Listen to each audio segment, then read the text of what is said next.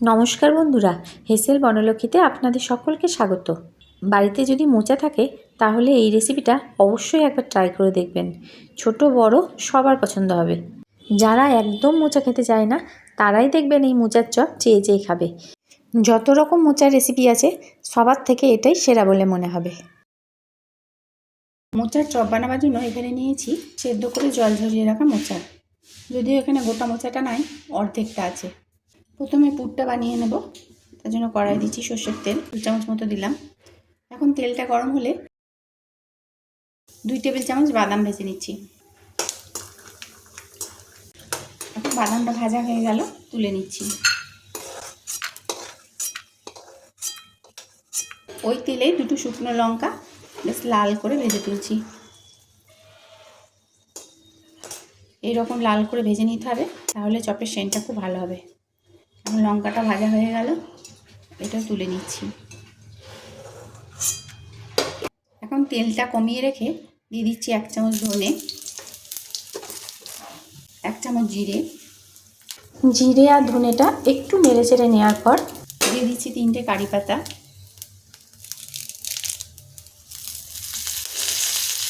গ্যাসের ফ্লেম লোতে করা আছে। আর দিচ্ছি 2টো কাঁচা লঙ্কা ফাটিয়ে দিলাম। লো ফ্লেমে মশলাগুলোকে সব একসাথে খুব ভালোভাবে ভেজে নিতে হবে, যতক্ষণ না একটা সুন্দর সেন্ট দেবে।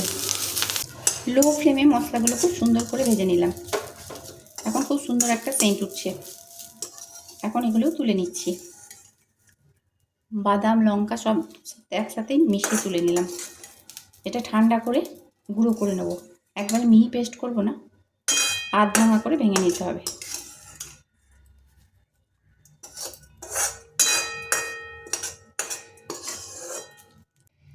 এখন যে তেলটা তুলে রেখেছিলাম সেইটুকুই দিয়ে দিলাম। আর সেদ্ধ করে রাখা মোচাটা জলটা চিপে নিয়ে তারপর তেলের মধ্যে দিয়ে দিচ্ছি। সব জলটা চিপে ফেলতে হবে।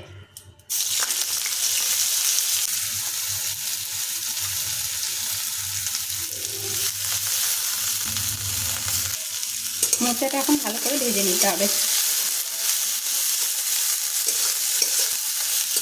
মোচা ভাজতে ভাজতে দিয়ে দিচ্ছি পরিমাণ মতো হলুদ আর লবণ। যতটা পরিমাণ পুর হবে সেই অনুযায়ী হলুদ আর লবণ একবারেই দিয়ে দিলাম।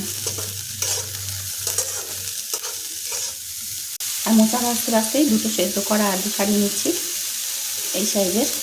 মোচাটা খুব সুন্দরভাবে ভেজে নিলাম, সম্পূর্ণ জলটা শুকিয়ে গেছে। এখন এর মধ্যে সেদ্ধ করে রাখা স্ম্যাশ করা আলু দিয়ে দিচ্ছি। এখন আলুর সাথে এটা খুব ভালোভাবে মেশাতে হবে।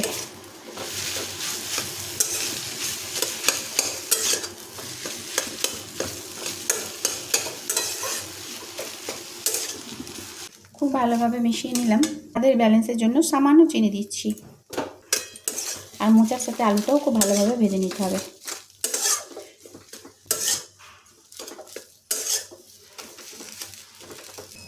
দিয়ে দিচ্ছি কিছুটা পরিমাণ ধনেপাতা কুচি। পুরটা খেতে যত টেস্টি হবে চপ খেতে ততই ভালো হবে, তাই পুরটা অবশ্যই একটু টেস্টি করে বানাতে হবে।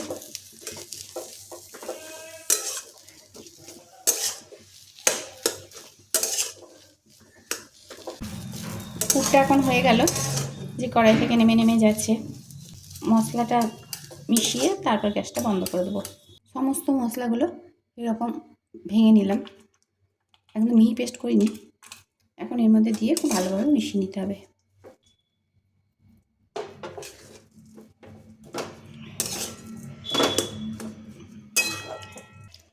মোচার চপের জন্য পুরটা এখন তৈরি হয়ে গেল।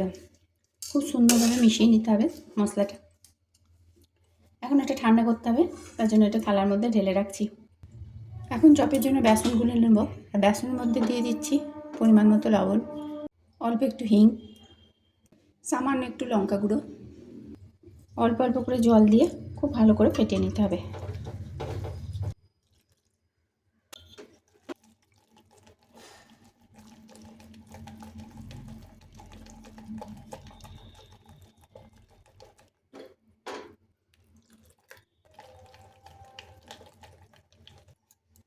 খুব ভালো করে ফেটিয়ে নিতে হবে।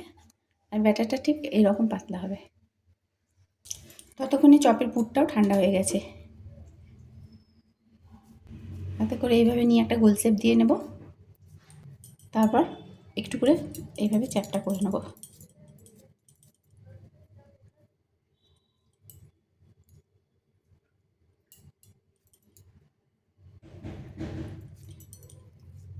ঠিক এইরকমভাবে সবগুলো বানিয়ে নেব। এখন চপ ভেজে নেওয়ার জন্য কড়াইয়ে সাদা তেল গরম করে নিচ্ছি। তেলটা খুব ভালোভাবে গরম হলে 1 চামচ তেল এখান থেকে তুলে নিয়ে এই বেসনের ব্যাটারের মধ্যে দিয়ে দিলাম আর খুব ভালোভাবে মিশিয়ে নিলাম, এতে চপগুলো মুচমুচে হবে। এখন একটা করে চপ এইভাবে ডুবাবো আর এইভাবে তুলে নিয়ে এইভাবে করে নেব।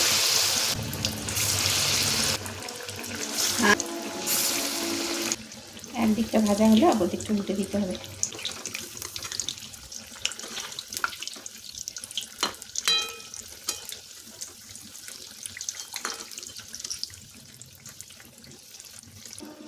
এই চপগুলো মুচমুচে করে ভাজা হয়ে গেল, এখন তুলে নিচ্ছি। তো বেসনটা মনে হচ্ছে একটু পাতলা আছে, কারণ এই যে ঝুরঝুরি হয়ে পড়ছে বুদিয়ার মতো, তার জন্য আমি আরও 1 চামচ বেসন ওই বেসনটার সাথে গুলে নিলাম। এখন এটা তুলে নিচ্ছি।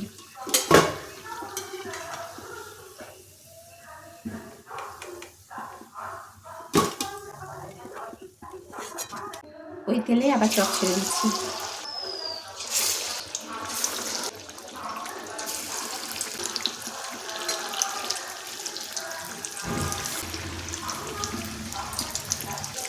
এই চপগুলো ভাজা হয়ে গেল, কালার ধরা অবধি ভেজে নেব।